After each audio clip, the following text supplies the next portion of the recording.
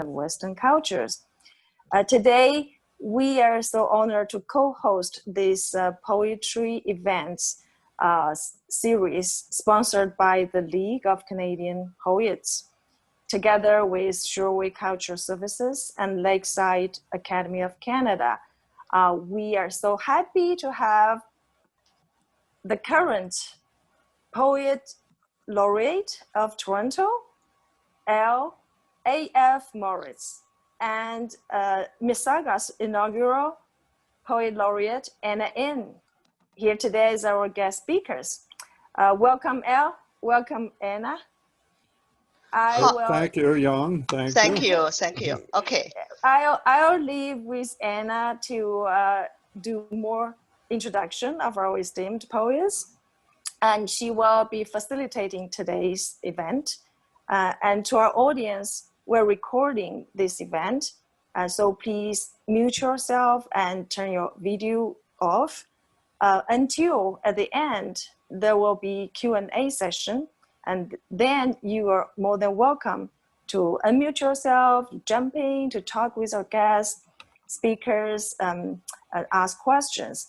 But before that, if you have any questions, you can send it to the chat room. And we have a volunteer here today, Mr. Stephen Chan. He is the third-year student at the University of Toronto. He will be taking care of our chat room. So if our guest speakers missed out some questions, he will just bring it up to them. Thank you, Stephen. So without further ado, I'll give the time to Anna and Al. Anna? Hi, good afternoon. So glad to see you all here. Thank you very much for joining us. Some of you have joined our first session with Molly Peacock.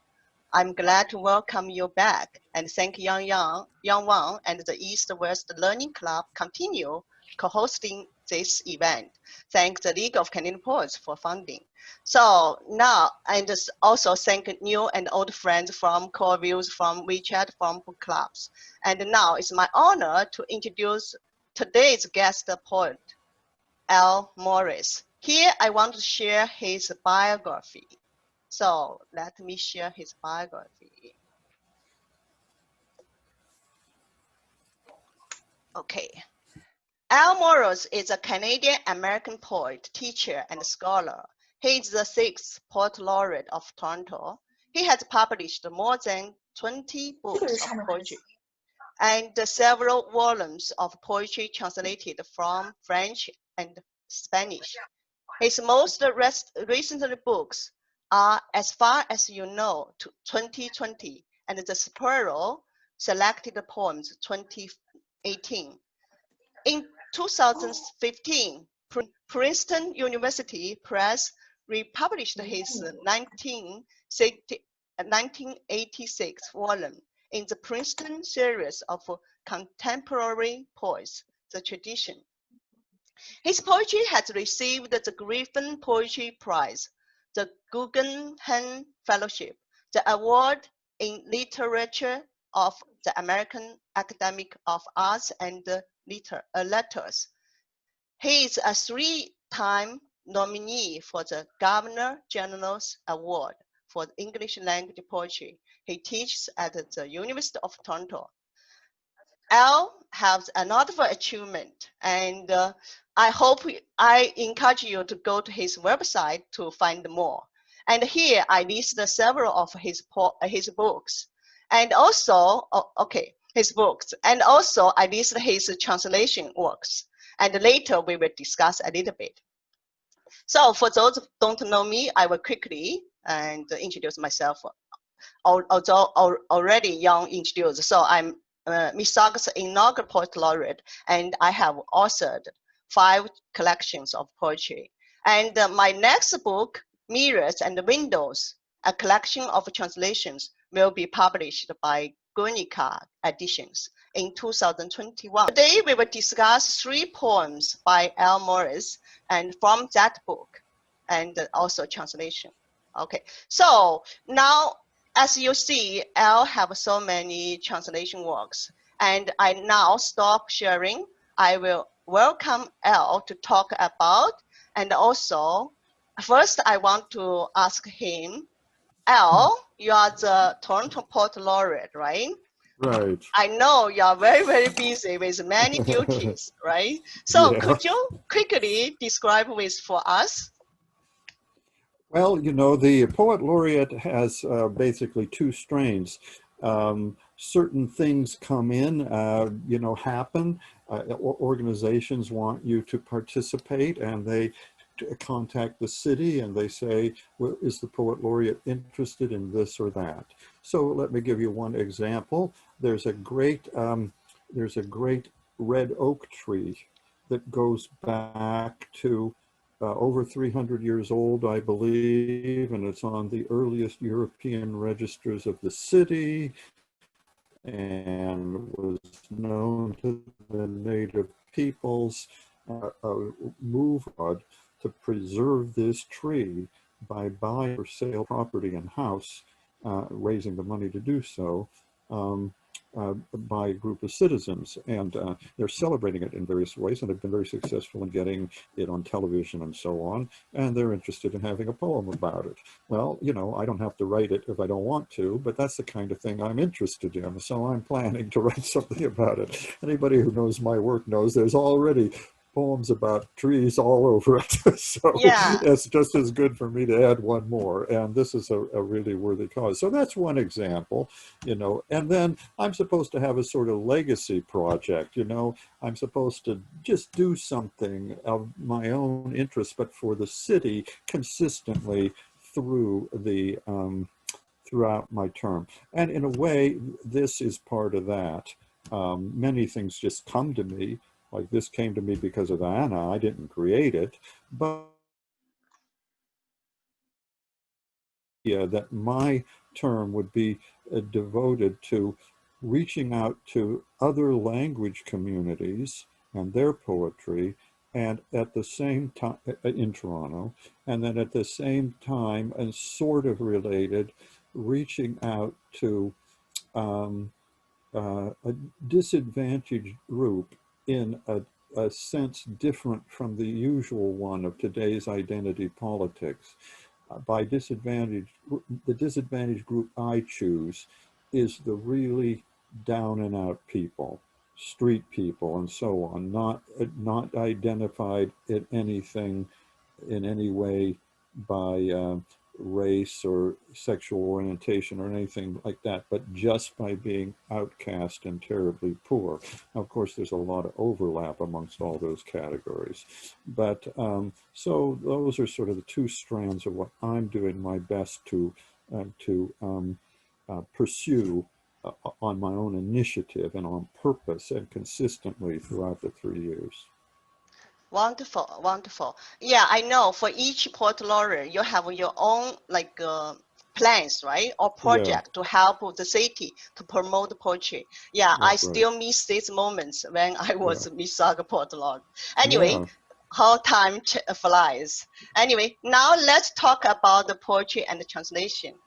How about you share some your stories behind the translation? Do you want me share the screen like before, like or you want to use your book to show?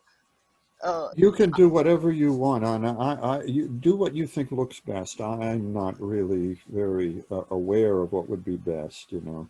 Okay, so I will share the screen. So then, yeah, we all see you have a note for translation works. So Okay. you can pick one or two to tell us to share the story or share your experience. Yeah. Okay. Well, I think one of the poems that we're going to talk about later is called Poetry. That's the name of Yeah, it.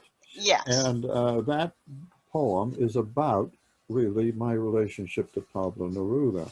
Now, Okay. I have not translated Pablo Neruda, but when I was trying to create my own style, Hmm. really grow as a poet, really during undergraduate years, we're talking about the late 1960s. And at that time, Pablo Neruda was one of the great discoveries through translation by young English poets, English language poets, through the translations of the slightly older generation, people by now who are very old or even deceased, people like Mark Strand and James Wright and Robert Bly. So I began reading this work in translation, and it created a great connection for me to Latin American poetry in two ways. You know, I just loved it, and it was an addition to my own knowledge and love of poetry in English and French, which was already considerable. But this opened a sort of new world to me. And in a lot of ways, I felt a great kinship. I think each person who's destined to be a real poet feels when he looks at his own tradition or her own tradition that, oh yes, you belong to it in a lot of ways, but you also vary from it. You want to put things into it that are not there. Otherwise, you wouldn't really be a poet, you know, if you just wanted to copy it or something. So, you know, maybe you sort of obscurely feel what your difference is until you gradually move towards it. And I think the Latin American poets, starting with Neruda and continuing with my love of Neruda to this day, I read them all the time, helped me realize that compared to a lot of American and Canadian and English poetry, my whole vision is extremely passionate, sensuous, and sensual, very earth-rooted, and at the same time, very interested in the complete tension between the earth-rootedness and things that you would call spiritual or cerebral or intellectual. In the English tradition, you tend to find a poetry that wants to mediate and refine the earthly and the sensual and the spiritual through a highly worked out and preferred intellectual approach. So I learned through Neruda a more balanced approach. And this wasn't just a thing for the desk, because I began to translate not Neruda, but other poets that I met, but which were not as much translated. I mean, I encountered some of their work in translation. So this is how I began to learn Spanish on my own. Then I was so interested in this that when I began to have a little bit of latitude, when I had just graduated, my wife and I were married at the end of our senior year in university, and we worked for 1 year as journalists. We didn't have an opportunity to have a honeymoon, but the first thing we did when we could, a year later, was go to Mexico. And then over the next several years, we went to Mexico several times and spent considerable time there, mainly in the great city of Guadalajara. And there we sought out and found young poets of about our own age and even younger. And I translated them along with Teresa, who knew Spanish a lot better than I did and from whom I learned a lot of it. And these poets maintain a communication with me. I keep getting their books. One especially, Gilberto Mesa, is a good friend. I was just writing a letter to him and receiving a letter from him the other day. And he has become a pretty significant person. If you put back up the book covers, you can see right here at the bottom, do you see my pointer? You see Testament for Man. Yeah, the last two, right? Yeah, the third one from the left on the bottom. Well, that's a selected poems of Gilberto Mesa. And it was my and Teresa's first book of translation, published in about, I think, 1979 or 1980. Well, Mesa returned the favor, and in 1993, he published the book you see on the far right of the middle rung there, the one that's called Ciudad Interior, which means interior city. And that's a selected poems from all my books up Sure. until that time, translated into Spanish by Mesa, very, very beautifully. Mesa and some This one, helpers of right? his. Yes, exactly.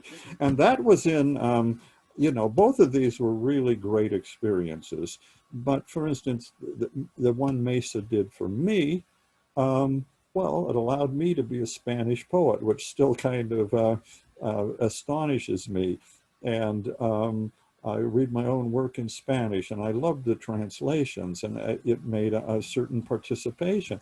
It was published by a really good university press in a really good translation series, which had people like Marguerite Yourcenar and Jacques Prévert in it. So, you know, so I was among some real stars of foreign literature in this translation series by the Universidad de Zacatecas.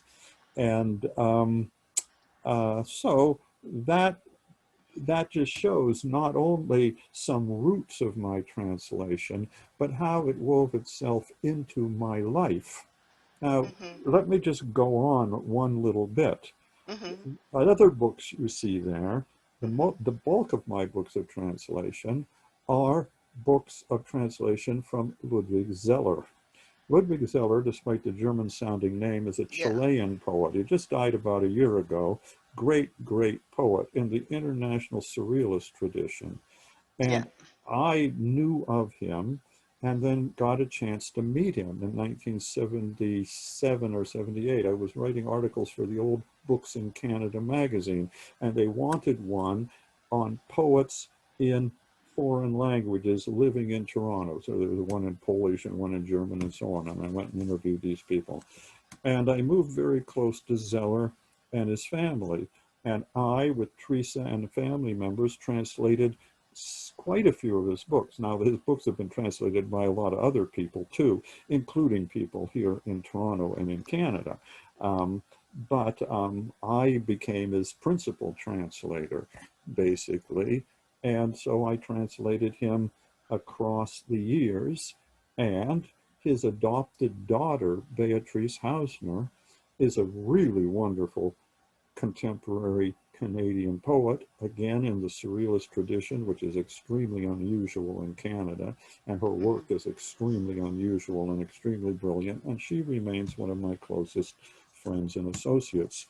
So you can see that for me, the translation was both intellectually and literarily a door open on a different world and a wider world and an international poetic world with living connections to the romantic European and Spanish tradition and living connections to the international surrealist tradition and its roots in France and other places, right?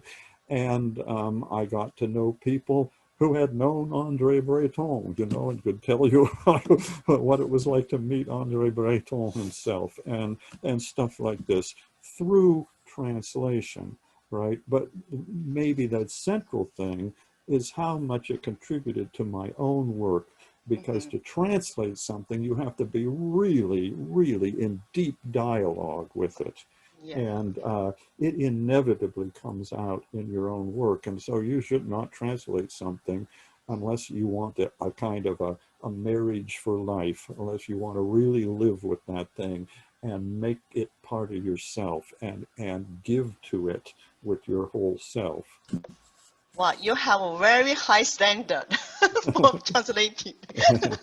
Okay, I wanted to now to ask you to read your translation works, so in both language. How Okay. about that? Okay, this is great. Well, if everybody, you've got me on camera, right? Yeah. I'll hold up to the camera. Okay, so I will stop sharing. So you Okay. will. So Okay. I'll see myself too. All right. I Yeah. think so. Do you Yes, see? there I Okay. am. Okay. So there I am. You can see me there holding up my book, Night Street Repairs. That was, that book won the Relit Award for 2005 for Best Book of Poetry in Canada that year, right? And in that book, as in many of my books, I put as original poems some translations. And I put in there one by René Char, great French poet, one by Yves Bonnefoy, one of the very greatest poets, who was living at the time of this book, in fact, only died about a year or two ago. And I put in one by the great Spanish poet, not Spanish American or Spanish language, but Spanish from Spain poet, Jorge Guillen. So this little poem, it was very important to me. It's a very beautiful poem, and it's in my book with the title, you know, Clear Stream after Jorge Guillen. So you want to put it back up, Okay, and I can read it off the screen on it because that's easier for me than and also shifting for through the book. easy for other people to, okay. Okay, so there's Jorge Guillen, great poet, and for much of his life, because of the Spanish Civil War, exiled in the United States, where he was a university professor. So in Spanish, the title is Arroyo Claro, right? El arroyo se rinde a su destino. Lo más bello es muy poco. Transparencia. Por el arroyo claro va la hermosura eterna. No, no hay ninfas. La claridad es quien descubre la delicia. Clara el agua, a los ojos propone profundidad de fábula. Y unos peces de súbito relámpagos soñándose aparecen. Okay, the clear stream. So the English goes this way. The stream embraces its fate. The loveliest is very little. Transparency. Down the clear stream runs eternal beauty. No river nymphs. Here clarity is what unclothes its delights. The water's clearness offers the eyes the profound depths of fable. And quick fishes, lightning flashes, dream themselves and appear. You know, I like this poem. It's very simple, but it has a profound meaning, right? It finds the beauty inside in very small thing, right? And also it's very clear inside. It's purity there. Everyone can find it, right? It's like a refreshing of ourselves, right? Yes, that's right. I think the simplicity in addressing a thing of the earth is outstanding. The simplicity in addressing the human reaction to beauty. What is beauty? It's our response somehow to something. And the simplicity in giving that response is tremendous. But at the same time, a third dimension is it's a historical cultural argument and of a very complex sort. And you don't even realize that. You kind of absorb its intellectual meaning almost automatically, because what it's saying is the modern way of looking at things is without mythological metaphors and fables and stories to impress us that there's depth and mystery in something. We try to see the mystery in the thing itself. Yeah, it's nature essential there, right? Yeah, so we don't have to see the naked nymphs to be fascinated by it. And we don't have to have a story of how this spring got its name from the god Apollo or anything like that to understand the depth and the beauty of it. And so, or Jorge Guillen, let's say, is putting his chips on that side of the argument. And so, so that's another dimension of it. And you could find others. Just let me say, why don't I just say too, that it's got a form which I tried my best to imitate. First of all, I could not imitate the rhyme, and so I did not. The rhyme in Spanish, you can see, is not pure rhyme as we would call it. They have pure rhyme, they use pure rhyme, but they also use this assonance rhyme, rhyme of the vowels only. So arroyo poco, right? O, O, O. And when they're using that, it's always a accented and an unaccented. So transparencia eterna, ninfas delicia, and so forth, right? So I couldn't do that. But what you do have here that I can do is el arroyo, 4 syllables. Transparencia, 4 syllables. No eyes, alides the way they count. No hay ninfas. Claro agua. Unos peces. So 4 syllables followed by the 11-syllable line, which is their version of iambic pentameter, our 10-syllable line. So what I did is do a 2-beat line, a strict 2-beat line, and then a 5-beat iambic pentameter line. The stream embraces transparency, no river nymphs, or the water's clearness and quick fishes. And then its fate, the loveliest, is very little. Down the clear stream runs eternal beauty. Here clarity is what unclothes its delights, and so forth. So I was able to do a rhythm of that and form that was very close to Jorge Guillen's, and helps give the impression that despite the sensuality of the poem, there's also a very great intellectual and abstract structure to it. Okay, good. Right? Thank you for explaining this. Thank you. It's very helpful. Now, I want you to read another one, and this is another kind of dream. So, yes. Yeah, okay. Well, I mentioned Ludwig Zeller.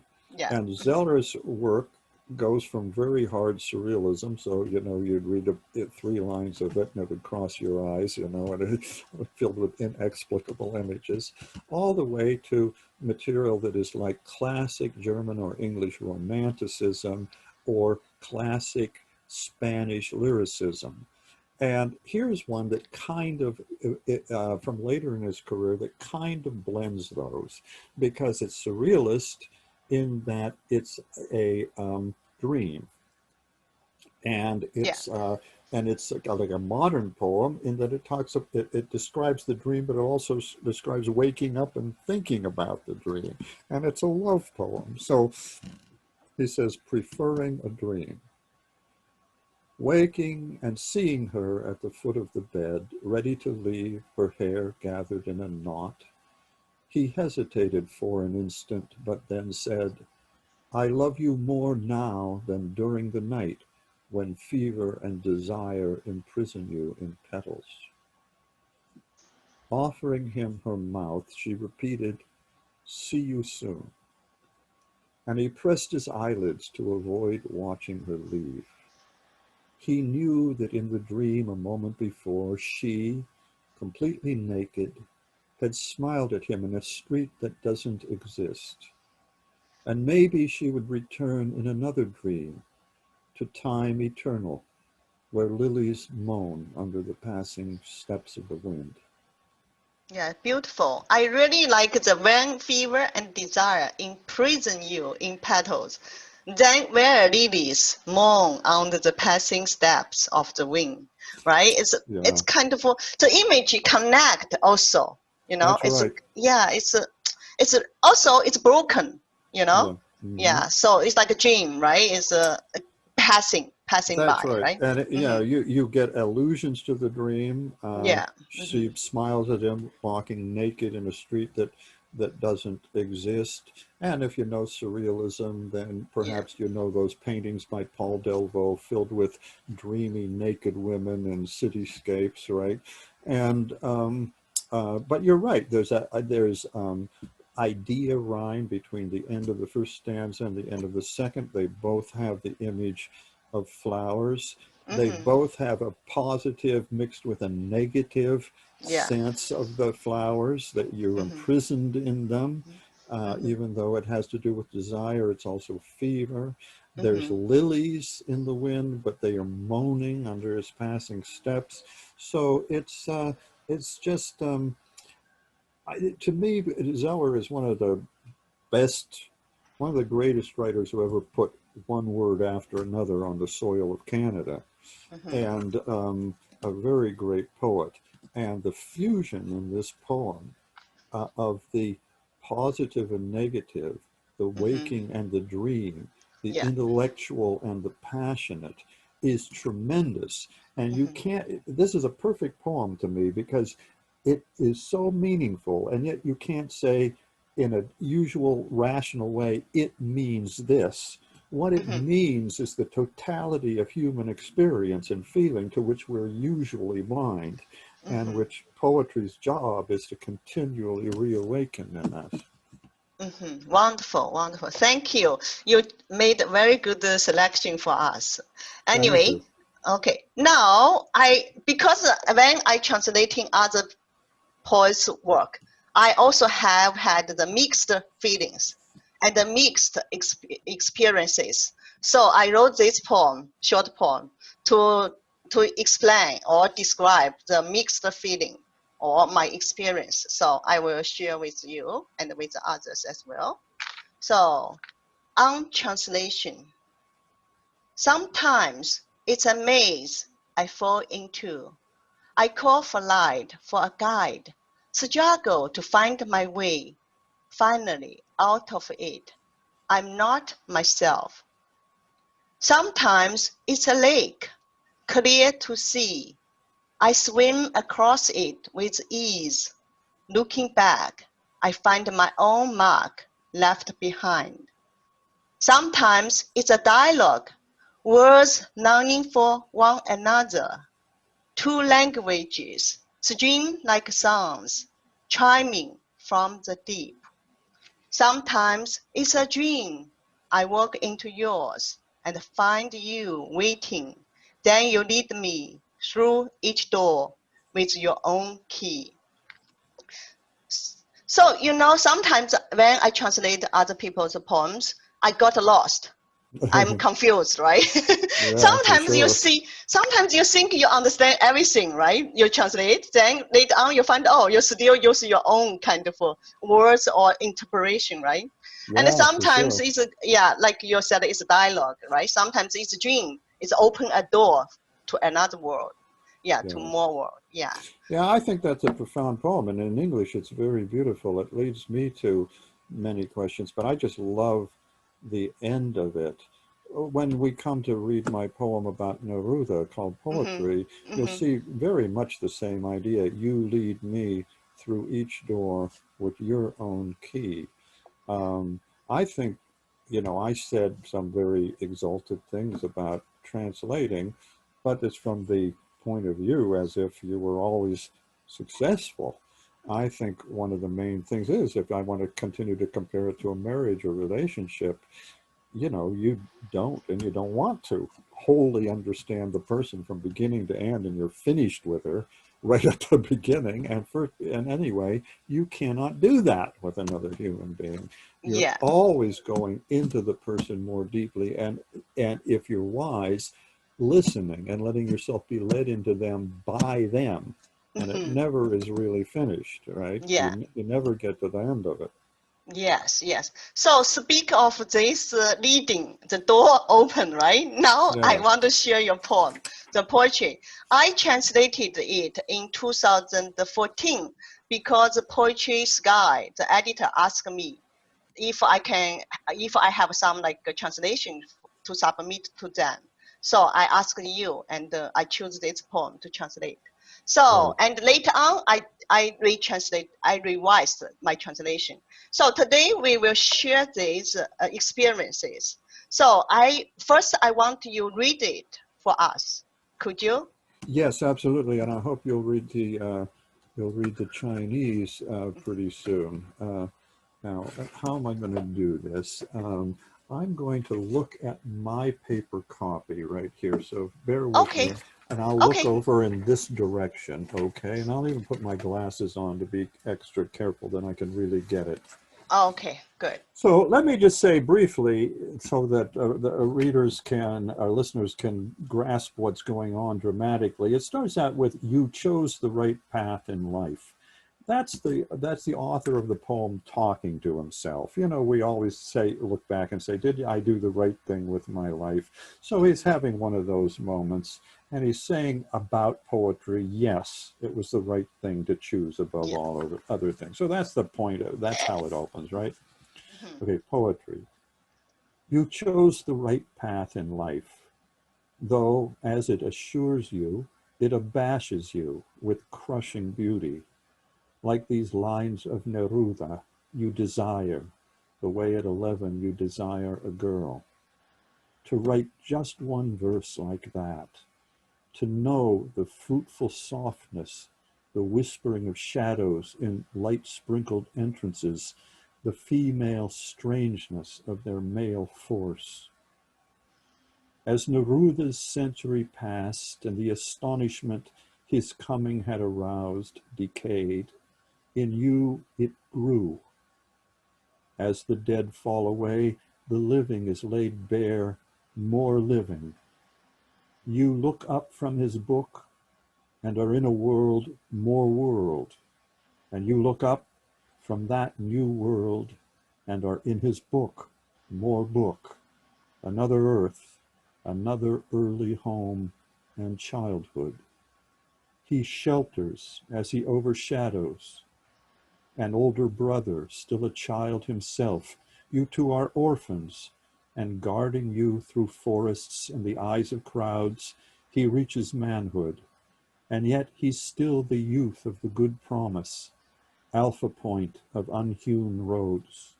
You feel abundance and the void rise alert, tender, as they watch him pass and engulf him. A love so dark, you have to long to pierce it repeatedly. Thank you for reading this. You know, everyone see I marked some lines in different colors, right? So I found your poem, L. You use contrasting words. So for example here, it assures you, right? And it abashes you. So it's contrast, right? And also Yes. shadows, light sprinkled, and Yes. also you feel abundance and the void, right? Yes. So I found that you use this technique can invite the reader to stop and think. So we stop and think why it's contrast, and Yeah. also it adds some like intensity for the poem, Yeah. and also a mystery there. So and you know, for Chinese, when I tried to translate it to Chinese, I found I found the challenge line is actually is a world, more world. His book, more book. So if I translate word for word, nobody understand. A Yeah. word, more word, what kind of word, more word. A book, more book, what a book. So I needed to understand the poem more deeply to know why you say that more word. So for me, I think the word is more humanity, more essential, and go back to the nature world. So then I try to use Chinese 2 words to describe the world, to translate it. So then people understand that world is what kind of world. And for his book, more book, I also need to think about. And for me, I think you when you return to his, from a world, another world, to return to his book, you feel you see more wisdom in his book and wiser in his book. So then I use another two Chinese words to describe this wide and seeger to describe the book. So then people understand, oh, you return, the book open another door for you, like another high level kind of intelligence for you. So that's why I use the two words. At the beginning, I don't know how to translate that. And also, also they had another challenge as the last two lines, as they watch him pass. So when I translate into Chinese, I needed to decide which gender to use. Is it female or male? I needed to decide. So for me, I think because this poem is a very sensual poem, and also it's that has a sexual meaning implying. So for example, at the beginning you said at 11 you desire a girl, and also female and male's force, mystery there, right? Yes. So, and also a love so dark you have to long to piece it.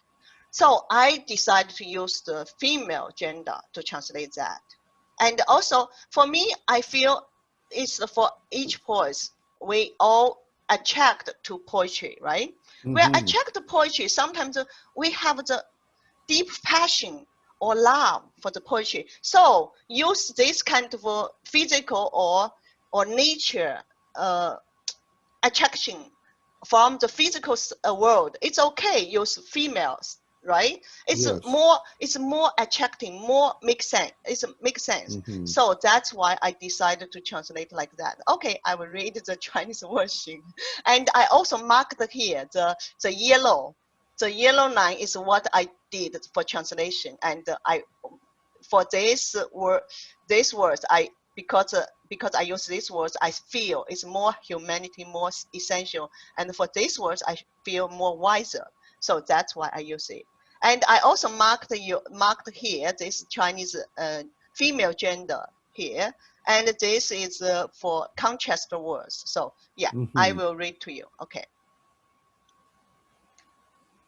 诗，你选择人生正确的路途，虽然它迷醉的美宽慰你，也困惑你，就像你渴望聂鲁达的诗句，如同11岁渴望一个女孩谱写一首那样的诗。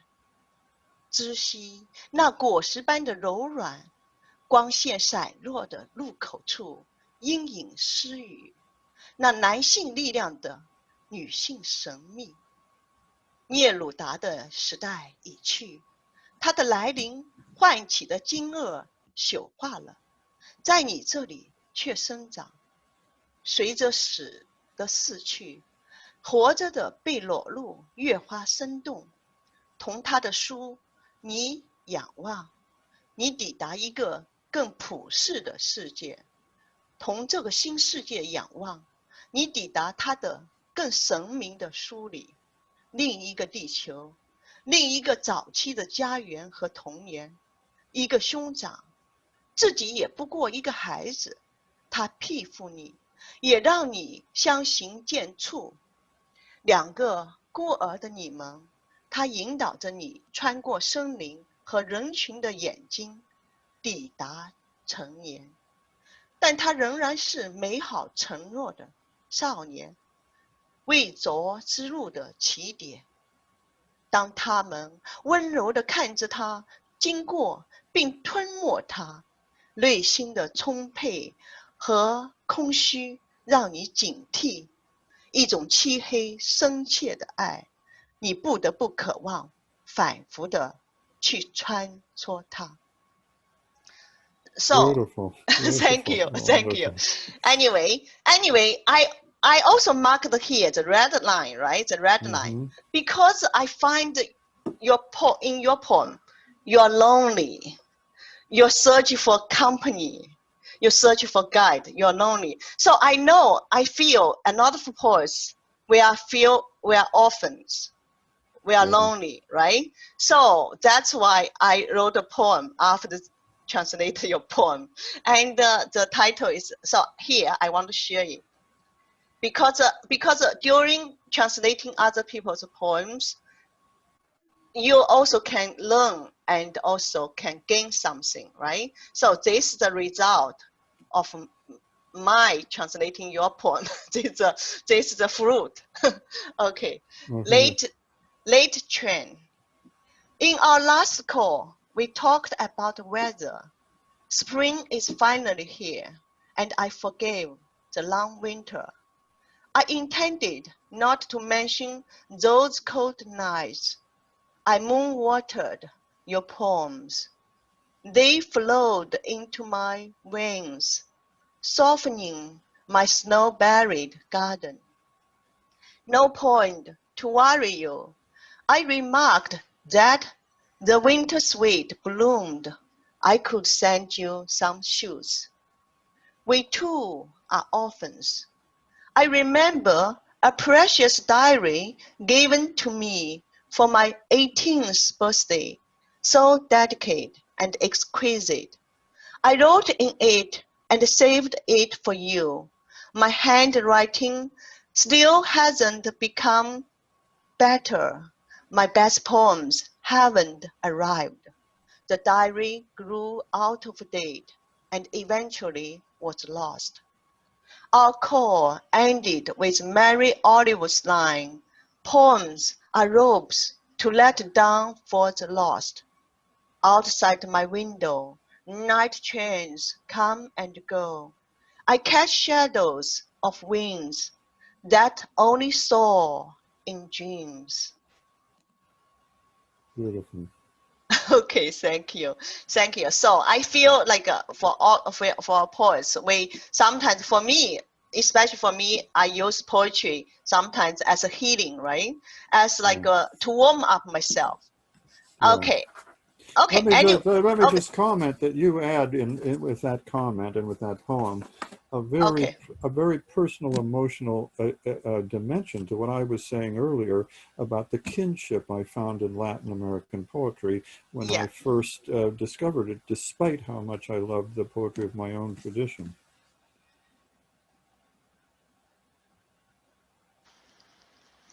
Okay, good. Thank you very much.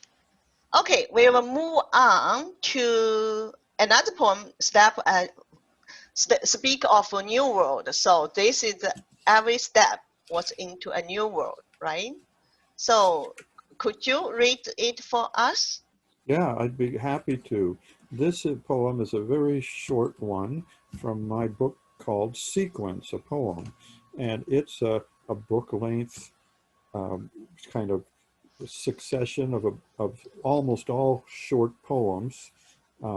They just follow each other without titles, divided into 10 groups or chapters. And this one is one that's right near the conclusion, so you can tell it's sort of getting towards the point of the poem or something, right? Every step was into a new world, drenched in memory and longing. These were the dew there. The sun sparkled in it, the low sun that pierced the tips of the oak crowns on the eastern, the far side banks. A sparkling that never would leave us, that later we would know again in the splendor of a breast shining in lace, the stirring of birds by the creek, the fluttering in our struck heart. The sun shone through the drops of memory, and the child was wet, chilled, and warmed. The child we were. He and she purred in nerves and muscles and brought their eyes close to the places they could see in the drops, some of the new worlds of the spot where we'd halted for the morning. Okay, I have marked here for different color. So I one like Chin Lei Lei is a friend of Alice, and she participated in our last session. She asked to participate to translate your poems. So she chose this poem, and I found that we have some difference. And like most part, our translations are similar, most part. Yeah, for this part, we have some difference. So I have shared both of our translations, and I hope to open for the discussion later. But because we have a lot to still have a lot to do, so we will quickly go, because today you will stay with us a little bit longer, right? Okay. So I take the opportunity to move on. Then we will come back to discuss the difference, and we will see how to understand, or how, because everyone can have a different interpretation, right? So we will see. Yeah, we will discuss. So we will move. Oh, okay. Yeah, because for the child, I have very special feeling for the child. So I wrote a poem for that, and I think it's a dialogue with your poems. So that's why I wanted to share this. Okay. A dream. Into a forest, you follow a sound. The child you are searches for seeds of passion fruit. Instead, leaves of autumn fall over you. Their rich colors make a maze of wonderland. Picking up one and another, you see a map of lost memories, each job of yesterday, each light of moon and sun, sweet and sad. Suddenly, you grow up. On the autumn mirror, the sparkling, moving new world that you have stepped in, your fingertips slip into, spinning, shining stars. The child you are, the child you are not, scoop up the sweetness, the sound of a heart calling to awake. The child you are, the child I am. So I really feel sometimes it's a child in you, inside of you, awake yourself, right? Yeah, I have a long story for that, but later next time I will share the story. But yeah, so I hope it's a dialogue with your each step with the child, and also your journey as well. It truly is a dialogue with me, Anna, and I'm greatly honored to that you responded in such a way. You know, I'll just say that in my 1986 book, The Tradition, I have a poem which starts out, sometimes a man feels a boy step out of him and close the door. You know, so it's the same kind of idea you got Yeah, there. exactly. Yeah, exactly. Sometimes, for me, I think poetry let me find the child as well, and also the child let me find the poetry. So it's kind of both way. It's it's like a fate or something. Anyway, Anyway, I like this poem very much as well. It's a very profound poem. So I hope you can read it for us. Now, which one is this? A narrow silence road. Oh, yes. Okay. Road. I've got it. Well, I'm going to just use your copy on the screen because this one is a little bit clearer long, to right? me. Yeah, exactly. Okay. I have more confidence that I can see it all well enough. Okay. A narrow, silent throat. How many nights eaten by rain have I sat here dreaming of the world, this world which is, facing a blank wall, the sound of ruining water, or dreaming by day when the dust filled the throat and the dry light burnt all strength from the eyes, a dream of night with its grateful moisture out of the sides of the air, its repose of trees and hedges, its gift of music in running water. Dreaming in suffocating nights of a noon on wooded slopes, breathable flame, agate that quenches thirst, and the excellent shape of a maple leaf, its shadow among a million shadows, conferring a just degree of darkness upon day, the vegetable humanizing the light. Dreaming of a life still possible in an anguished moment, a narrow, silent throat where one by one, pulsing and shining, the unbodied elements pass. Okay, very good. So you see, I still mark the yellow lines here. So a friend and also try to translate your poem, and I found that we have different view or difficult challenge to translate the yellow part. And Yes. could you explain a little bit so we have not enough time to discuss, so we hope you can explain, yeah, a little bit. You're talking about the yellow lines there. Okay, Yeah, like yellow line. I frequently try to embed in my images my basic concepts and say them very briefly in a way that I hope will come across almost subliminally. But what this shows is the person is facing a day which is too bright, and as he faces ones that are too wet or too dark or too cold, right? And he's always dreaming of a world that will be truly human, perfect, livable. Boy, is that more relevant now than it was back in, 1968 or 70 when I wrote this poem. But so what this kind of says is a leaf has excellence, and its shape, its shadow, and all the other brother leaves that it has, the million shadows of all the leaves, what they do is confer the right amount, a just degree of darkness on the day. So the night is suffocating, but at least it gives him the idea of darkness, and it makes him dream that in the day there will be shade that will defend us from too much light. And so the vegetable kingdom takes pure light and makes it human by mixing it, by Yeah. creating a mixture of darkness and light, that is shade. I think one of the basic concepts in my poetry is that shade, the mixture of darkness and light, is what is good on the human scale.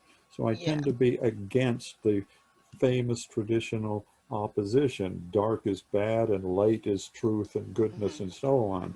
I think too much of either of them is murderous, and they've got to be mixed. So that's what's behind those lines. Okay. Another thing is a dream of a life still possible. Sometimes for the life, we can in Chinese we can describe a creature's life or a life, a way of life. So like daily life. So which way you think, or for us in Chinese, I think either way I can translate either way. So which Yeah. way you Well, that's a good question. If that's the traditions in Chinese, it might be a little bit hard, and you might have to go to some kind of new way of saying to get that. But what a life there just means, maybe you could say it's a way of life. He just is looking at the world as being very unsatisfactory. He's dreaming about the world, and he's hoping that his dream could be this world, which is but transformed, because this world so often comes to us as a blank wall, something menacing or impossible to penetrate. And what is happening all around us is ruin, water, everything that flows past like water is constantly eroding and destroying and flooding everything. Or on the other hand, sometimes everything's to be drying out and turning into dust, which is the symbol of death and aridity and nothingness, right? And so he keeps dreaming of an earthly reality which would be good, which would promote rather than destroy life. So it's as if he says the life we have is not really life. It's almost like in the Neruda poem, the world, more world, the book, more book. They intensify each other.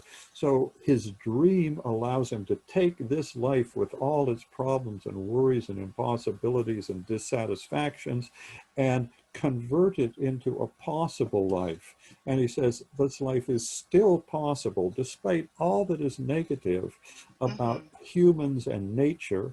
Nonetheless, I cling to my dream of of a renovated world, a transformed world that would be all that we imagine that life in nature could be and life in society could be when we imagine what goodness is. So that's what a life still possible means there. It means life transformed. So in the tradition of the Western religions, you get the ideas of salvation or glorification. And they're always the idea that you'll be what you were here, but somehow once you're risen, you'll be transformed into the perfect image or the perfect form of it. It's something like that, right? Okay, yeah, I will ask Yuan Haiwang, are you here? Yuan Haiwang, if you're here, you can send the chat in the chat room. Okay. If you're here, send in the chat room to or unmute yourself. Unmute yourself. Yuan Haiwang. Yuan Haiwang, are you here? Okay, suppose he is here, but maybe he missed. Anyway, so we will. I wouldn't read the Chinese version, and so we will go back to the poem, and for the discussion for the two versions, and Okay. two versions. So and I will describe a little bit the two versions and the difference and.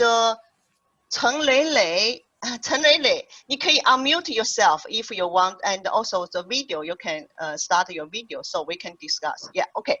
So the two versions has difference is when I translate the child, I translate the younger child. The younger child is like, for me, I feel younger child is more innocent.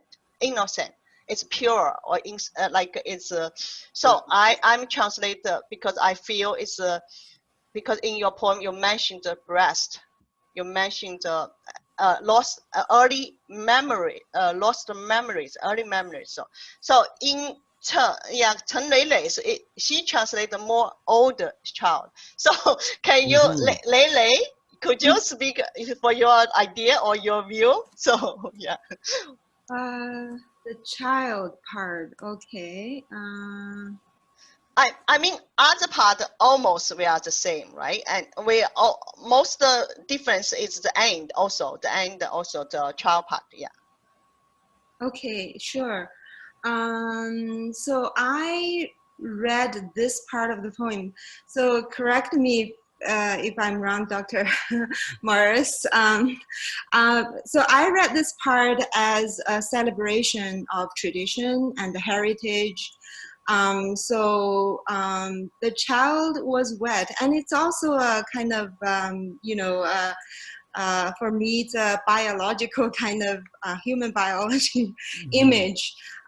It could be the she child, or it could be the he child, and it also suggestive of the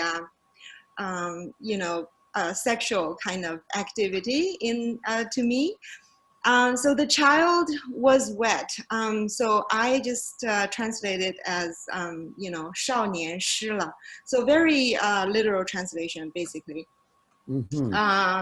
So chilled and warm. Again, the repetition of the sexual kind of human biological image.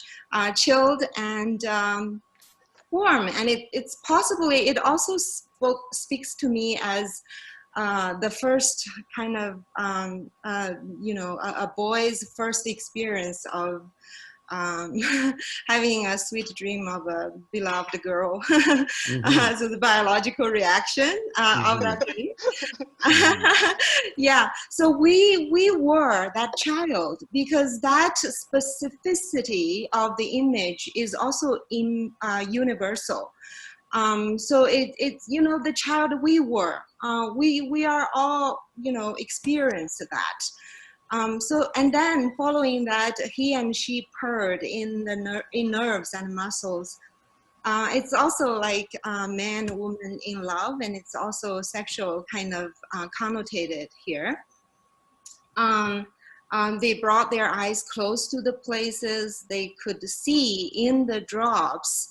So the drops here repeats repeats the word before, and the drops of sunshine, sparkling sunshine. But here it can be drops of other good things, the condensed good part of the new world. So that's my reading. And in the bits of these drops, they see what we see as the most valuable part of the new world. So basically, that's my interpretation of the original poem. I could be wrong, but my translation is based on my understanding of the poem. So I kind of make that sexual image visible in my translation. So I said, she, 他和她在身心愉悦中快乐低吟.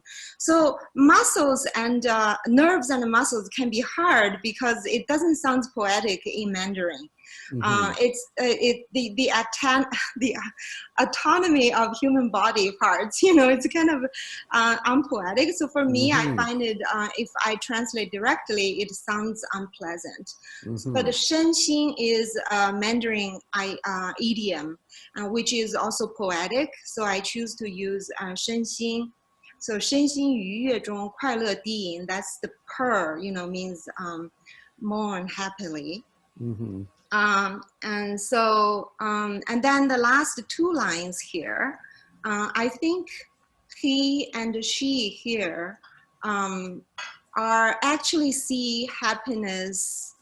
The happiness is the kind of an imagery created in that poem.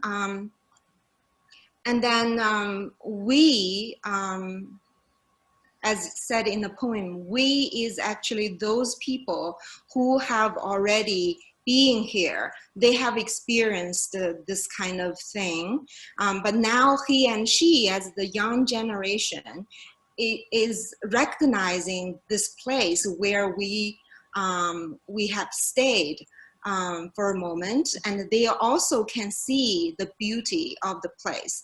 So that's why I understand the poem. Part of the poem is about tradition and heritage.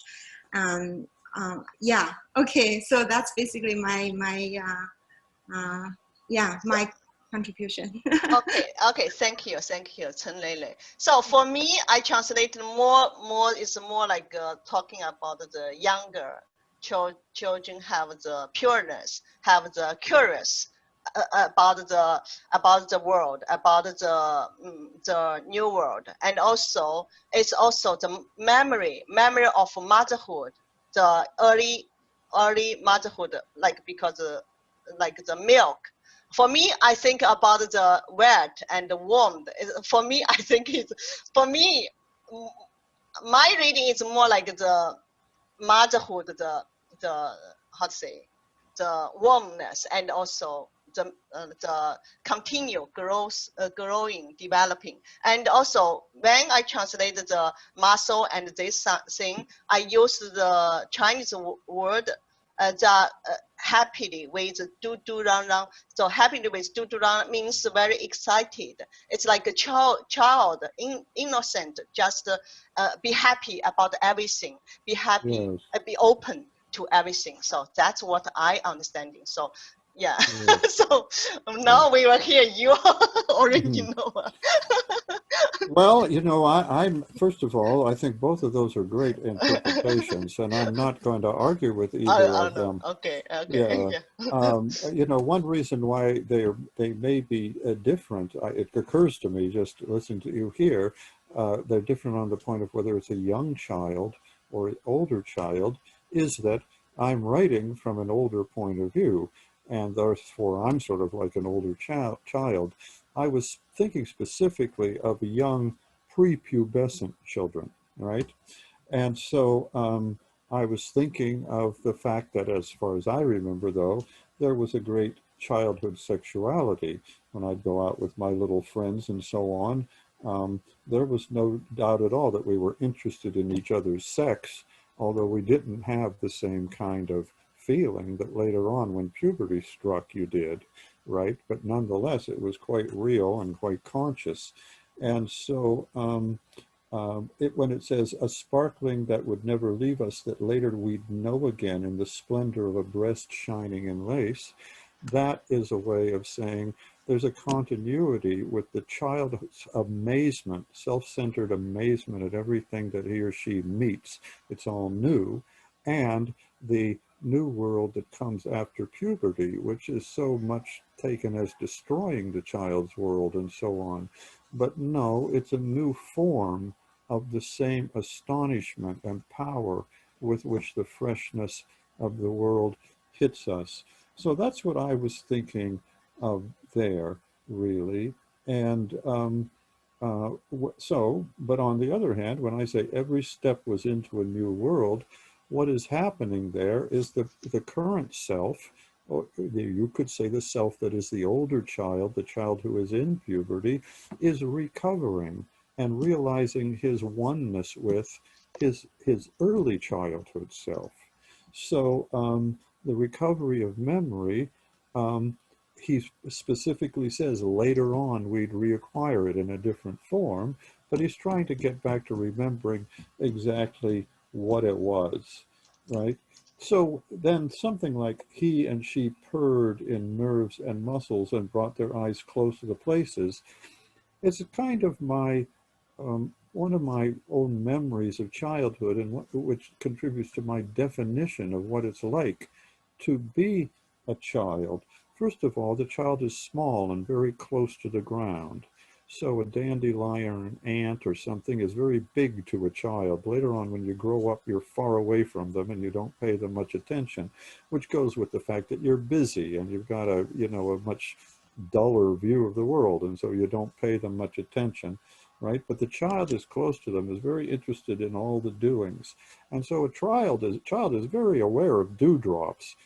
And I can remember this very distinctly. You see the dewdrops on the grass, you see the dewdrops in the flowers. Yeah. You know, you're standing next to a daisy and it's as tall as you are, and its wet, dewy head is right in your face. The other thing is you'd love to go outside and you'd run out into the dawn hours before anybody else in the house was awake, and it would be all wet in the grass because of the morning dew, and you'd sit there and you're a little chilly, but you're also very comfortable. And as soon as the early sun gets up at 6 a.m. and it just comes above the level of the trees and it strikes you, how wonderful that is to be warmed by the first bit of the sun while you're still chilly from the dew and the remains of the night. And to me, that causes your body to purr. You feel a vibration and a sound coming from, usually from the back of your neck as the sun hits you, and it sounds just like, and it feels like a cat's purring, which was aided by the fact that usually as soon as I came out and sat on the back steps and enjoyed the dawn, my cat would come and sit right beside me and I'd hear her purring, you know. So images like that are what go into the poem, and which I then try to make something else out of course, something that includes early childhood experiences with later ones and intellectual ideas and so forth. Okay, good. Now, like Yuan Haiwang, could you unmute yourself? We just saw. Oh, she, yeah. She okay. Just, a minute ago. Okay. Yeah, you can also start your video. So I asked him to read the poem translation. Because he's good reciter better than me. Not necessarily. Okay, so this one, right? This is a narrow silent throat. Yeah, it's Chinese. In Chinese. Okay, all right. 多少个被雨侵蚀的夜晚，我坐在这里，梦想着这个世界，这个面对着一堵空白的墙。和祸水的声音的世界，或在白天，当尘埃丰满喉咙，干巴巴的光线焚烧眼里所有力量时，梦想着空气留意湿润的感恩的夜晚，树木和树篱的安息，以及流水奏响的音乐礼物。在窒息的夜晚里，我梦想树木繁茂山坡上的一个中午，透气的雁体，止渴的玛瑙和一片枫叶的优良造型。它的影子在百万个影子里，授予白天一个刚刚好的暗影。自然植物赋予光亮人性。在极度痛苦的时候，我梦想一种生活仍然可能。底下看不见。哦。有人一发言的话，往上提一提，哎，往上走一走。Okay, let me. 没关系。有人 It's okay now? 好 ，yes。有人一 send 这个 chat 的话，把它就挡住了。because 对不起。Okay, sorry. 没关系。好，我重来底下这一段。在极度痛苦的时候，我梦想一种生活仍然可能。一道底下又有人发东西又挡住了，对不起。It's okay, just one line, yeah. One. 挡住了。我看我有没有我的啊？对不起，实在对不起啊。It's okay, don't worry. I just wanted to hear the difference. Yeah, difference with female and male. Okay. 我把我的 bring up 啊，好。在极度痛苦的时候，我梦想一种生活仍然可能。一到沉默狭窄的喉咙那儿，无形的元素一个接一个脉动着和闪耀着通过。好，谢谢。Okay, thank you, Thank you. Wonderful. Yeah, thank you, Wonderful. Yuan Haiwang. And now, Wonderful. Almost like this discussion with Al has done. So we will open for the questions, and everyone can welcome to unmute yourself and your videos. You can start your video. So it's chat time. It's a question and answer time. So if you want to see, and before that, I want to also remind you, like our next session is for Alice Major, is Friday. September 11th, Friday night. Yeah, our usual night. Yeah. So, okay, you can open your, you can start the video, or you can unmute yourself if you have a question and to ask. Okay. Well, thank you very much, Elle and Anna, for those beautiful poems. It's really enjoyment. Elle, I love your idea about this shade. We have very similar ideas in Chinese philosophy, as like Confucianism. You will be better off to be in the middle, like in a balanced life, not too strong, not too weak, not too bright, not too dark. That leads to harmony. So it's very similar. I have a question for you, Elle. So okay. you understand, you translated Spanish, so you understand Spanish language very well. Mm-hmm. And when you see your poems in Spanish, how did you feel? Like, what is your feeling about that? Do you feel it so? Also, when you see in Chinese, I translated 5 of yours. But Elle doesn't understand Chinese. He can understand Spanish. Okay. So when he sees his English poems in Spanish, so how do you feel? Well, first of all, I just feel wonderful because I do understand Spanish. Here I am as a Spanish poet, which is something that I couldn't even imagine. And the poems seem good to me in Spanish. Then I get interested in the details of them. Well, have known some of the translators, and they've